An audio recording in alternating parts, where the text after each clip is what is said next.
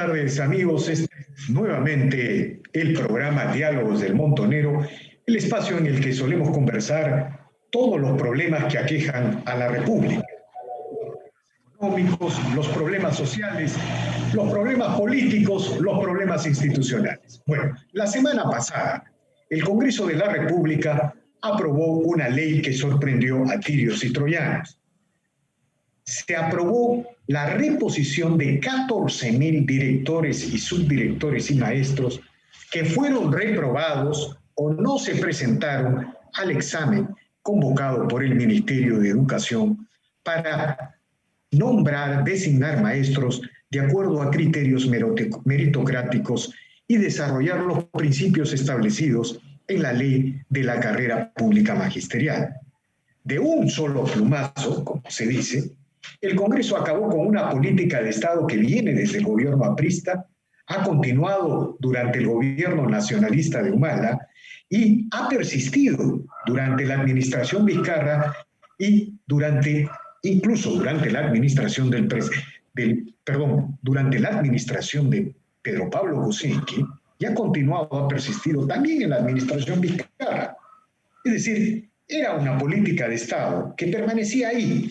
Podían haber grandes diferencias o grandes debates con el Ministerio de Educación.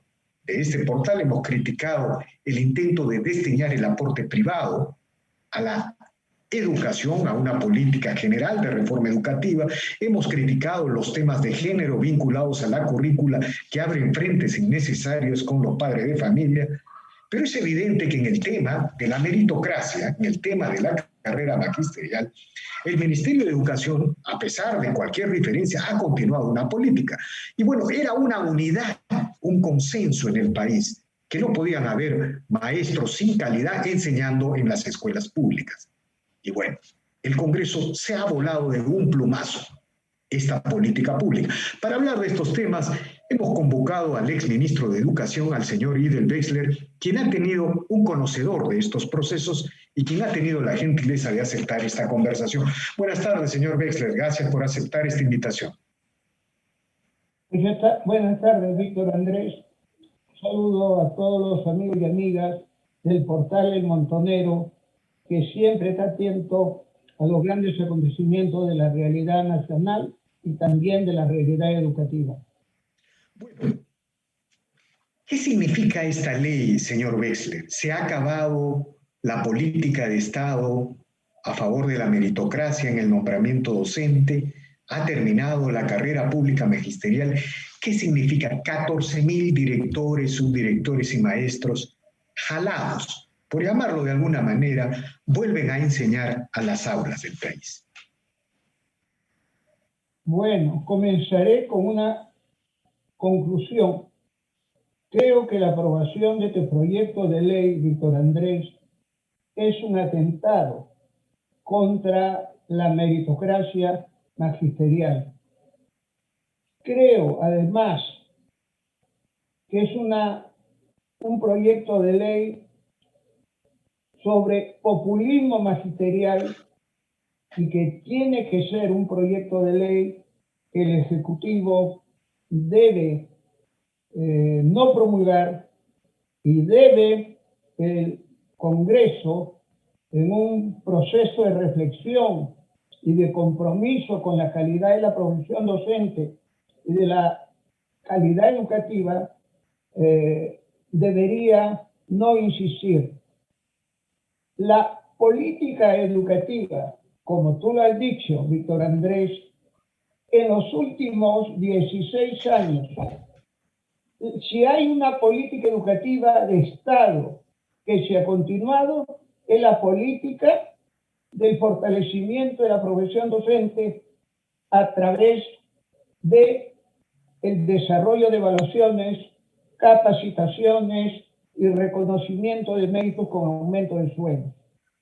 Sobre estos 14.000 maestros, con lo que se aspira en el proyecto de ley, que entren a la carrera pública magisterial, nombrados en la primera escala, sin evaluación, creo que es un grave error que debe rectificarse. Y para ello quisiera brevemente decir cuál es la historia de esta situación. En Pero el año 84... Antes, señor Wexler, ¿usted concuerda que de alguna manera han habido muchos problemas con las gestiones en el Ministerio de Educación, muchas críticas de diversos ángulos, pero en este tema, digamos, incluso en la administración Vizcarra, que a mi entender siempre le ha hecho muchas concesiones a los sectores de izquierda en los temas educativos, se han mantenido estos principios de la meritocracia. Y por otro lado, digamos, quienes se oponían frontalmente a los temas de la meritocracia eran las dirigencias magisteriales sindicales de izquierda, que por ganarse una clientela, un espacio político, no querían que la meritocracia toque a lo que ellos llaman su base social.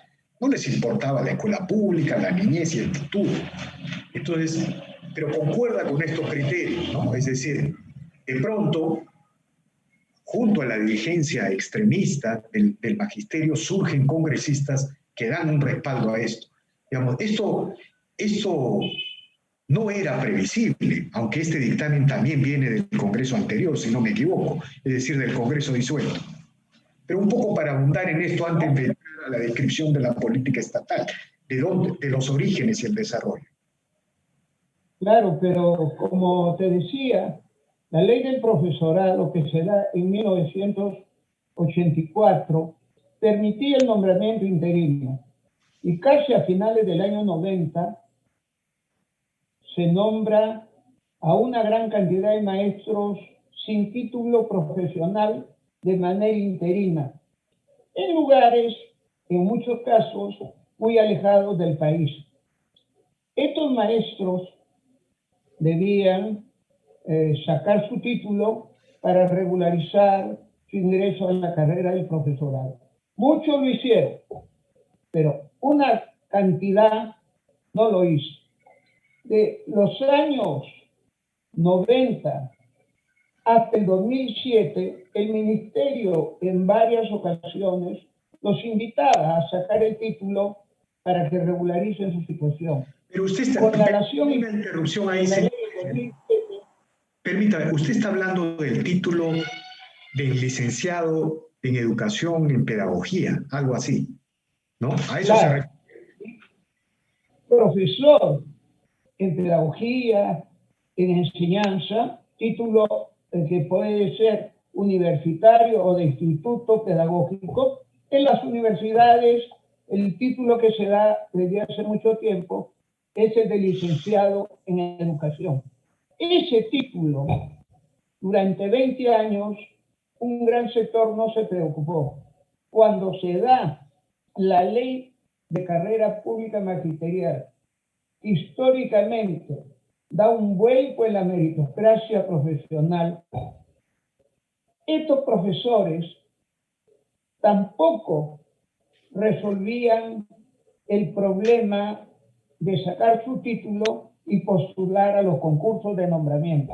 ¿En qué año empezó esta ley? ¿En qué año empezó la política de Estado de la meritocracia? Un poco para que los televidentes se enteren de cómo se ha continuado esto, si no me equivoco. En 2004, con el ministro Sota Nadal, es que se comenzó a elaborar los proyectos de ley y quedó aprobado en el Consejo de Ministros del Gobierno 2001-2006. El señor Alejandro Toledo. Claro, en el año 2007, en el gobierno del presidente García, era ministro el doctor José Antonio Chang, yo continué de viceministro, logramos que el nuevo gobierno, con el Congreso, actualizáramos el proyecto de ley que venía del gobierno anterior, se mejoró y se aprobó casi por unanimidad en el Pleno del Congreso. Estos conceptos de evaluaciones, capacitación y reconocimiento de méritos con aumento de sueldos comenzó a implementarse el 2008 hasta el 2011. Hubieron concursos de nombramiento y concursos de reubicación de la antigua ley del profesorado a la nueva ley de carrera pública magisterial. En 2012, ya en el gobierno de Humala, bajo estos mismos conceptos, se aprueba la ley de reforma magisterial que mantenía los conceptos fundamentales de la carrera, con algunas modificaciones, por ejemplo, que de 5 niveles se pasó a 8. Y ahí hay una disposición transitoria que dice que los profesores que tienen título interino, nombramiento interino, tienen 2 años como máximo para sacar su título profesional y presentarse a la evaluación para ser nombrado permanentemente. Así fue en la gestión del ministro Jaime Saavedra, se convocó al concurso casi en el segundo semestre del 2014 y de 15.000 maestros aproximadamente se incorporaron a la evaluación, se inscribieron 5.316 y dieron las evaluaciones, la prueba clasificatoria, la clase modelo, hasta donde llegaron 4.684. De esos 4.684, solo 658 aprobaron, alcanzaron el puntaje y entraron a la carrera magisterial. Los que no aprobaron y los que no se presentaron suman aproximadamente 14.000. Ellos han enjuiciado al Ministerio en el Poder Judicial, han ido al Tribunal Constitucional para que la resolución de Secretaría General que se da, la 2078 del 2014, que los cesa porque no habían ingresado a la carrera, han tenido gestiones ante el Poder Judicial y ante el Tribunal Constitucional y no les dio la razón sino al Ministerio de Educación. Entonces optaron por ir a la Comisión de... Perdieron ante el Poder Judicial, el Tribunal Constitucional, le dieron la razón al Ministerio de Educación. No le dieron la razón. Por eso, le dieron la razón al Ministerio de Educación. Claro, el cese que hizo el Ministerio por la resolución de Secretaría General 2078 del 2014, a todos los profesores que no se presentaron a la evaluación y a todos los profesores que no aprobaron, fueron cesados por el nombramiento interino. Esos profesores acuden al Congreso en el Parlamento anterior disuelto. Pero luego, o sea, para un poco precisar lo que usted nos informa, luego de perder en el Poder Judicial y en el Tribunal Constitucional, acuden al Congreso. Exactamente.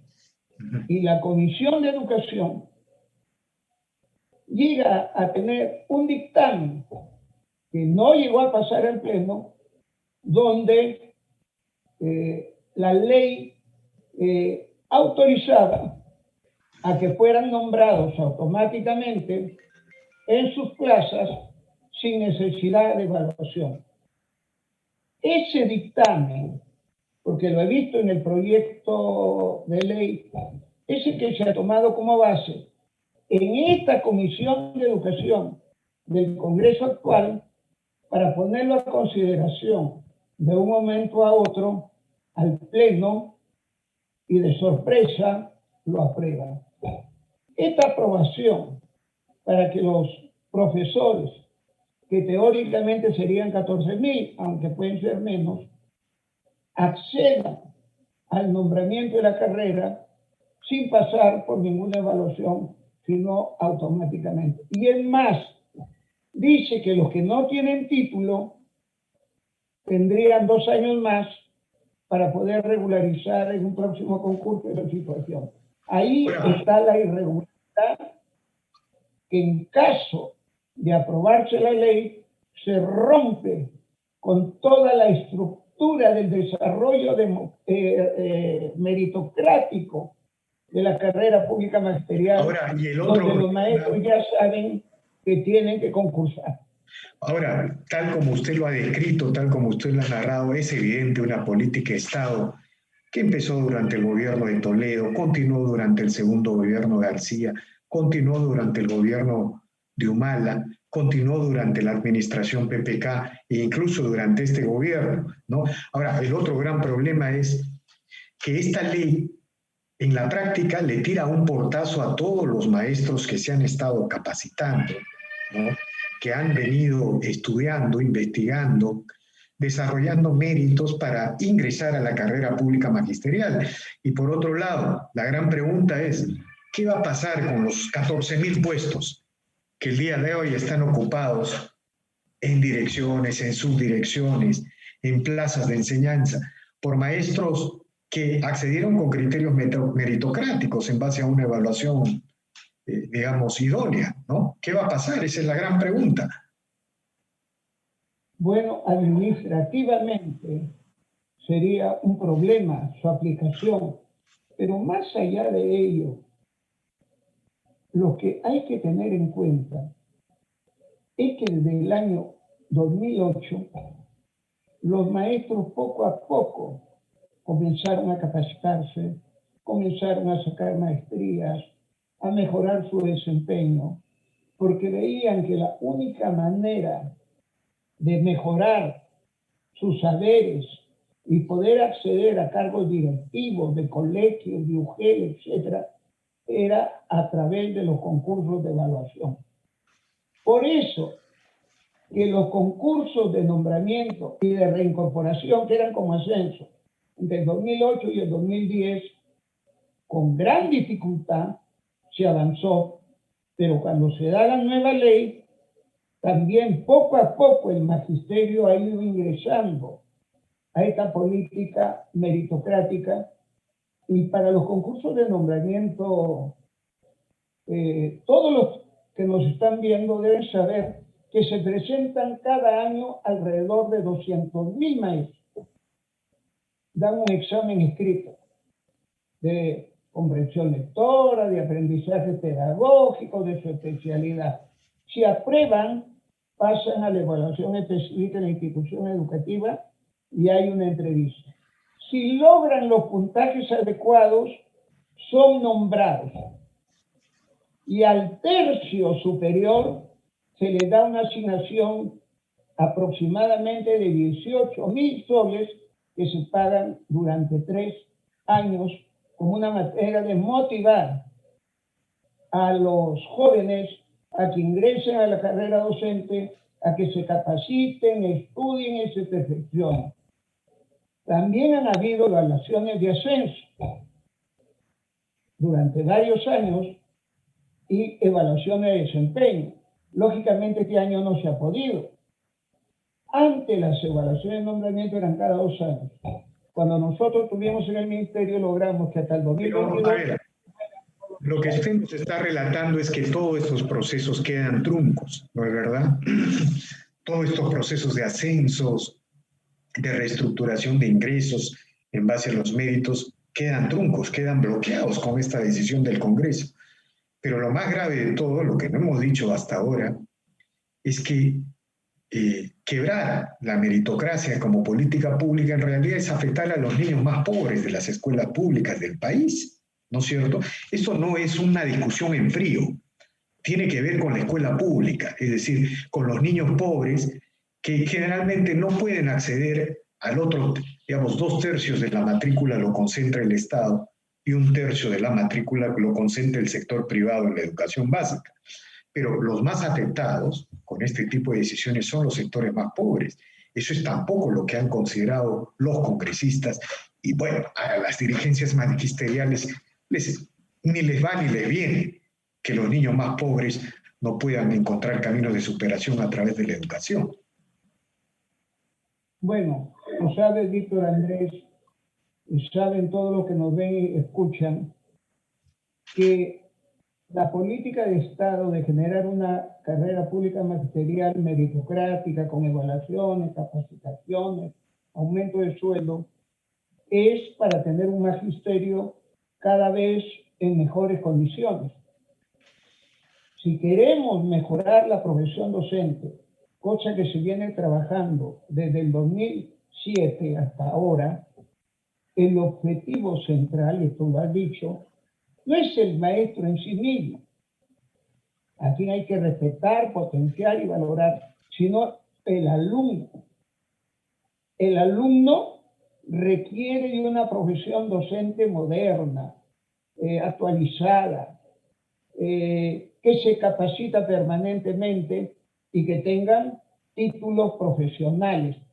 En ese sentido, el profesorado con esta política magisterial se ha ido revalorando y en caso de concretarse la aprobación de este proyecto de ley, que espero sea observado y que los congresistas reflexionen y lo rectifiquen, al final, como toda política de Estado, un buen magisterio que entra por concursos y por evaluación va a hacer que los alumnos tengan mayores posibilidades de desarrollar sus aprendizajes y mejorar la calidad de la escuela pública. Antes de entrar a un tema que quiero plantearle, señor Wexler, es decir, una idea general sobre cómo va el año escolar en estos tiempos de pandemia, con la digitalización, cómo ve los planes para el próximo año. Quiero plantearle un tema muy concreto. En el programa Encrucijadas que se emite a través de este portal, Jorge Morelli recordó que una de las claves del desarrollo de Japón es que luego de la Segunda Guerra Mundial se quebró el magisterio sindical en el Japón y se desarrolló una reforma educativa promeritocrática. Y en ese contexto él se preguntaba, ¿por qué, digamos, para ser docente, esto es como una pregunta general conceptual, ¿por qué para ser profesor en una escuela pública del país tiene el profesor que tener un título de pedagogía? ¿Por qué razón? ¿Por qué los jubilados de las Fuerzas Armadas, los generales de las Fuerzas Armadas, generales de la policía, una serie de personas, de profesionales muy capacitados en muchas áreas, no pueden ingresar por un concurso público de méritos a enseñar en las escuelas públicas del país? Es como si existiera un cerco gremial alrededor de los títulos de educación, de pedagogía. ¿Qué comentario le merece este tipo de reflexión, señor Wexler? Bueno, yo te pregunto, y pregunto a todos,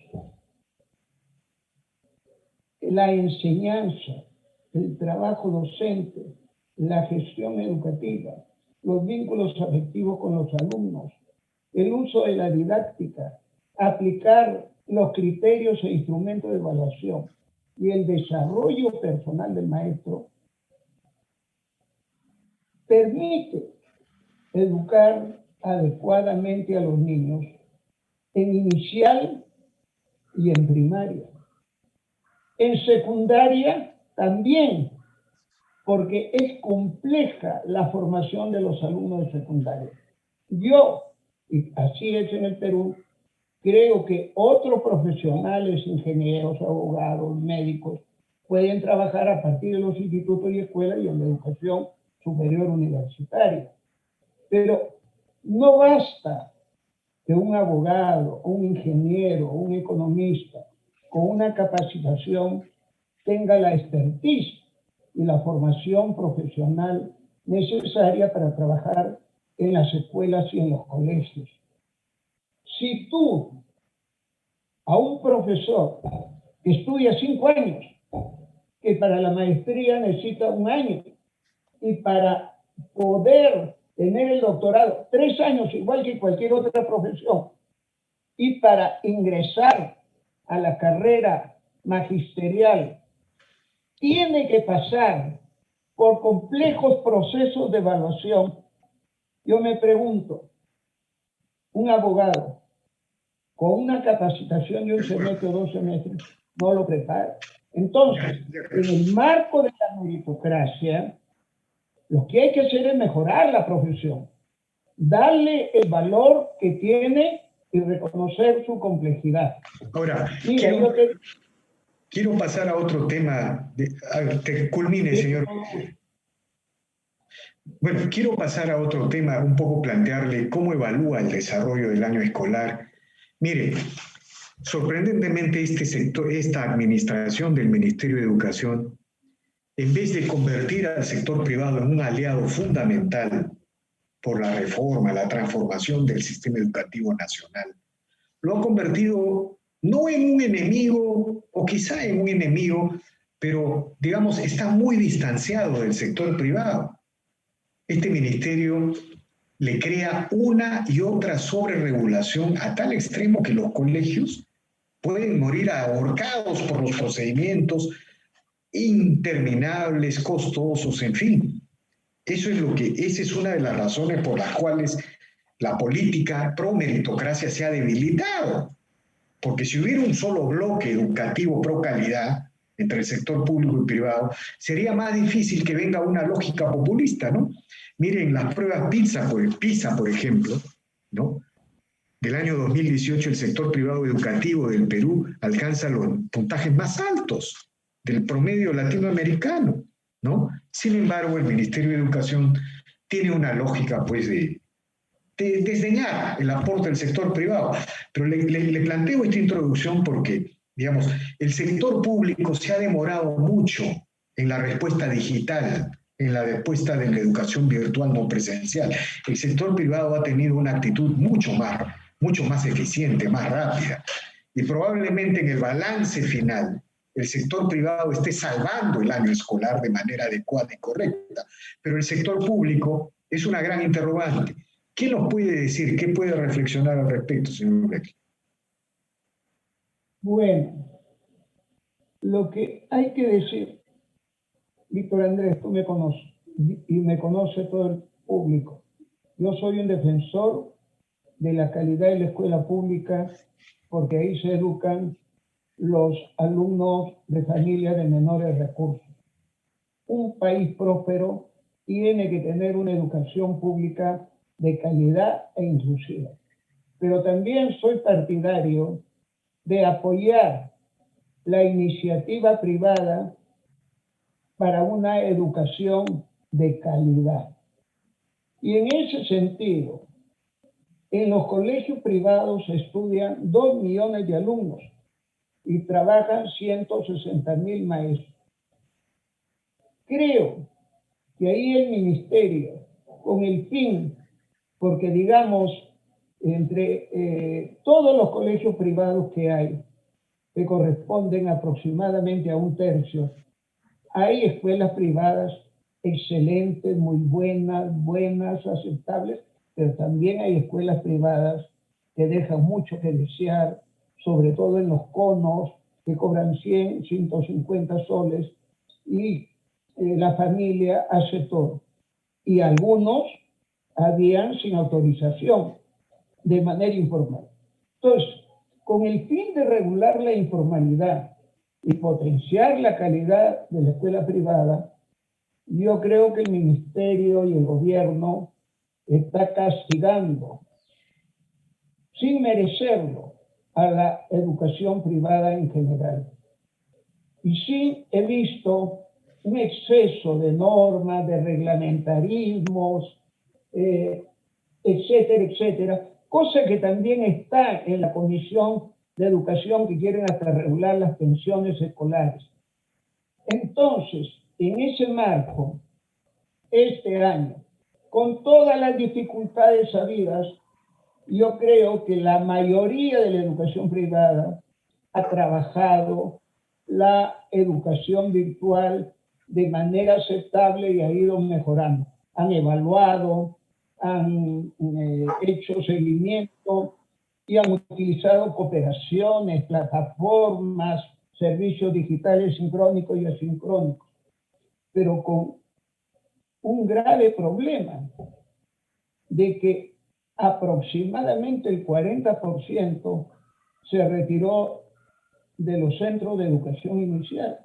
Hay muchos centros de educación inicial con nidos que han cerrado. Está bien. Y hay aproximadamente, y esto es bueno que se sepa, que aproximadamente el 40% de docentes de la educación inicial no está trabajando. Y de toda la educación privada, un sector de docentes, de trabajadores administrativos, auxiliares, psicólogos, están con su pensión perfecta o no han continuado. ¿Por qué? Porque ha habido una presión para bajar las pensiones escolares. Y también han habido alumnos que se han retirado en gran cantidad en inicial y otros en primaria y secundaria.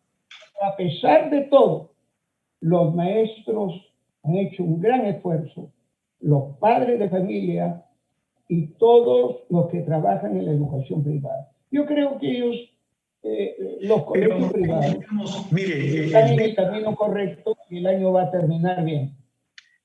Pero el tema que usted señala sobre el retiro de la matrícula en el sector privado tiene que ver con la crisis económica y la falta de decisión del gobierno. Digamos, el gobierno debería salvar el sector privado en la educación. Se debió haber entregado un bono de emergencia para los padres de familia del sector privado, porque al final de cuentas, señor Beckler, eso sale 1000 veces más barato que quiebre el sector privado de educación. En la educación básica hay 6 millones de estudiantes, 2 millones lo atiende el sector privado. El Estado no tiene recursos ni capacidad para ampliar en estos momentos su cobertura, ¿no?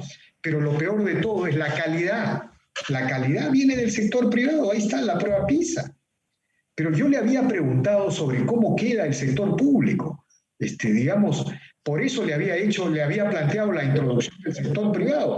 Pero, digamos, el sector público con las clases no presenciales, con la digitalización, ¿va a salvar el año escolar, cree usted? Toco el tema así. Los colegios privados se pusieron a tono inmediatamente y han hecho el trabajo de la mejor manera. Yo creo que en la mayoría de colegios privados el año escolar se ha desarrollado de menos a más y termina con un nivel bastante bueno. En el ámbito público, Víctor Andrés, el 38% de hogares tiene computador o tenía computador en 2018. Y el 32% tenía conectividad, ya sea por fibra óptica o por satelital. En esas condiciones no se podía hacer educación virtual. Por eso es que yo he apoyado y apoyo al programa Aprendo en Casa por radio y televisión, porque no había otra alternativa, y también un pequeño sector por la web.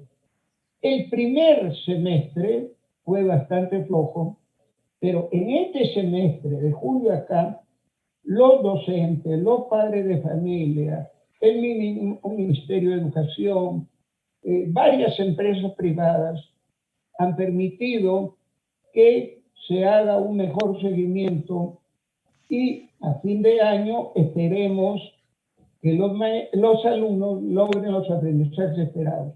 Y los que no logran, tanto en la educación privada como en la educación pública, como en todos los años, irán a dar evaluaciones de recuperación. Pero en el caso de los 300.000 alumnos de los ámbitos rurales, de frontera, que no se integraron al programa Aprendo en Casa, en este portal tan importante, creo que hay un error de llamarle a estos alumnos desertores. No, señores. Estos alumnos que no siguieron el primer semestre Aprendo en Casa es porque el Estado no les daba las condiciones. Así es. No tenían radio, no tenían televisión, no llegaban las señales. Señor Beckler, o sea, usted está señalando que 300.000 estudiantes de las áreas rurales, digamos, si se pudiera hablar de pérdida del año escolar, ahí es donde debería focalizarse el diagnóstico. Pero en términos generales, ¿la educación pública se ha salvado este año, diría usted? Yo creo que con la recuperación de estos 300.000 alumnos y la mejora, porque todavía falta octubre, noviembre y diciembre, vamos a terminar un año escolar en la educación privada diferente, pero en las mejores condiciones dentro de la realidad. Y en el sector público también es un año diferente, pero no lo podemos comparar con años regulares. Posiblemente, algunos alumnos no han aprendido a resolver ecuaciones bicuadráticas en los colegios públicos, pero la familia, el hogar, los docentes, Bueno, eso es... en líneas generales han hecho un gran esfuerzo que hay que reconocer. Y Bueno, yo creo que las clases deben terminar a más tardar el 30 de diciembre para los colegios públicos y los colegios privados. Ahora, Y estos 300.000 deben nivelarse en enero, febrero y marzo. bueno, una de las ventajas de la pandemia es que las familias se han involucrado más directamente en la formación de los niños, de los escolares de educación básica, ¿no? Ahora, un tema final, señor Wexler. El próximo año escolar, debe ser, bueno, vamos a tener de alguna manera todavía que poner en interrogantes si las clases son presenciales o no. Pero por otro lado, lo que el gobierno debió haber hecho, el gobierno, esta administración, el Ministerio de Educación, es haber, por ejemplo, mientras las aulas están vacías, haber lanzado un agresivo programa de inversiones, incluso vinculado a la reactivación de la economía, para resolver los temas de infraestructura de los colegios. Pero bueno, esto es una especie de introducción que yo le planteo, pero vamos a todavía, la educación presencial está en interrogantes. Entonces la pregunta es, ¿cómo deberíamos enfrentar el año, digamos, el año escolar del 2021, ¿no? En estas condiciones, ¿qué ideas tienes? ¿Qué idea tiene usted? ¿Qué idea se recomendaría? Víctor Andrés, te agradezco por tan oportuna pregunta. Te digo, y les digo a todos, que la educación presencial se reinicie lo antes posible es lo mejor. La educación a distancia, la educación virtual, no reemplaza la educación presencial. El recreo, las actividades artísticas, las actividades deportivas, el clima institucional, las relaciones sociales con los compañeros, el vínculo de mediación educativa del maestro con los alumnos. Eso no lo reemplaza la educación a distancia. Esto ha sido una cuestión extraordinaria. Los niños de inicial, Víctor Andrés, son los primeros que deberían regresar a la escuela, porque un niño de 3, 4 y 5 años desarrolla la psicomotricidad, la confianza, la iniciativa, la autonomía, el relacionarse con los amigos en un marco lúdico y de permanente acción bajo la orientación de la maestra. En primaria también deben reiniciarse y en secundaria. Qué bueno sería que en marzo se reinicie presencialmente, pero hay que ser realistas y yo modestamente me permito plantear que lo que probablemente suceda es lo siguiente. Yo recomendaría que el primer bimestre siga siendo con clases a distancia, bien preparadas, bien desarrolladas. Estoy hablando de marzo, mediados de marzo, abril y mediados de mayo. A fines de mayo, junio y julio, que es el segundo bimestre, se podría hacer ya semipresencial. ¿Qué estoy proponiendo? Siempre y cuando las condiciones sanitarias de salud y de vacuna estén resueltas. Que 15 van, y hay un salón de 30, 15 van lunes, miércoles y viernes, y los otros 15 martes, jueves y sábado. Y recién a partir de agosto ya las clases totalmente presenciales. Pero para eso hay dos cosas, permíteme terminar con eso. Todo va a depender de la vacuna. ¿Sabe cuántos alumnos habría que vacunar para que vuelvan al colegio? Porque los padres van a exigir eso. 8 millones de alumnos en la escuela básica, pública y privada. ¿Cuántos maestros hay en la escuela pública? 370.000. ¿Cuántos hay en la escuela pública? 160.000. En la escuela privada, dirá. Claro, en la escuela privada, en la segunda. 2 millones y 100 de alumnos en la escuela privada y 160.000 maestros en la escuela privada. Y en la pública son 6 millones de alumnos y 360, 370 maestros. En el caso de la escuela privada, las condiciones de salubridad de los colegios, los baños, van a estar en buenas condiciones. Pero en los colegios públicos, el presidente Vizcarra destinó 160 millones de soles en marzo de este año para comprar kits sanitarios, pero eso es jabón, papel, toallas, material de limpieza, etcétera, etcétera. Pero hay colegios que tienen problemas con los baños, con el agua, y también hay que hacer el mantenimiento preventivo. Entonces, si el gobierno y el Ministerio de Educación quiere comenzar las clases lo antes posible en las escuelas públicas, ya tiene que poner en acción el mejoramiento de las condiciones sanitarias, de salubridad de los locales escolares en el Perú, que son 52.000. 52.000.